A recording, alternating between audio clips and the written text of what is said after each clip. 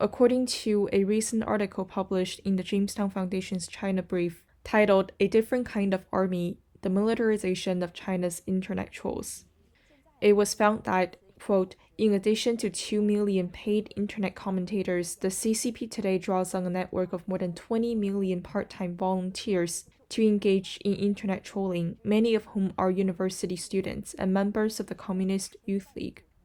The article also described in detail that, quote, the most momentous shift in China's internet ecology came in 2015. After a sweeping ban on foreign VPNs, the Ministry of Education and the Central Communist Youth League issued a notice requiring Chinese universities to recruit teams of network commentators called Network Civilization Volunteers and mandate quotas commensurate with the number of students enrolled in each province. Today, the CCP relies on an expansive network of more than 20 million network civilization volunteers to serve as an amplifier of positive online voices, a collector of online public opinion information, and a reducer of negative voices on the internet. They operate in concert with a professionalized corps of 2 million internet commentators employed directly by cyberspace affairs commissions and propaganda departments nationwide. By drawing on complementary systems of professional and grassroots internet trolls, the CCP harnesses the organic nationalism of young Chinese netizens while maintaining a tight grade of hired hands capable of responding to public opinion emergencies.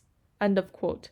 A netizen shared a joke and said, at a reunion that took place a few decades after we've all graduated from college, an old classmate said that he works at the police department and is responsible for cybersecurity. Fellow classmates were all curious and wondered, what exactly does he do for his job? Cybersecurity sounds extremely vague. My classmate responded, simply put, we identify people that express their dissatisfaction with the government online. Then upon hearing this, fellow classmates all looked at each other and were confused. Are there people that are actually satisfied with the government? Then my old classmate responded, we are not responsible for those that are. The Chinese Communist Party's Discipline Inspection Commission would be. A netizen shared about a recent incident of the former premier of China, Wen Jiabao, being censored across China. According to media reports, Wen published an article to memorialize his deceased mother on April 15th, but his essay was censored, likely because he called obscurely for fairness, justice, humanity, and liberty for the Chinese nation. Some more details regarding the incident. Wen's mother passed away in late 2020 at the age of 99. To express his sadness and gratitude, Wen wrote a long piece before the Qingming Festival, which was on April 4th. From late March to mid-April, his essay was separated into 4 parts and published in the Macau Herald. He wrote in the article, quote, father was detained inside the school and was frequently interrogated, scolded, and beaten. One day the rebels hit his face and caused swelling. The swelling is so severe that he couldn't see anything. I had worked at Zhongnan High, China's central government, for 28 years. I followed the orders very carefully, like walking on the thin ice or beside a dark abyss. I always prepared to be fired from day one. End of quote. At the end of the article, he also expressed his wish. He said, quote, in my heart, China should be a country full of fairness and justice. In this country, people's will, humanity, and human's nature should always be respected, and the spirit should always be youthful, free, and diligent. End of quote.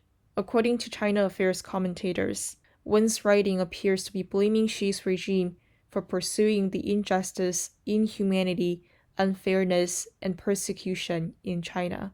A netizen shared that Shen Du, who is a Chinese political commentator living in the US and host of the YouTube channel called Zhou Kan, has recently gone incommunicado with the outside world, specifically since March 21st, after he came back to China to visit relatives. It was suspected that he has been detained by the CCP authorities.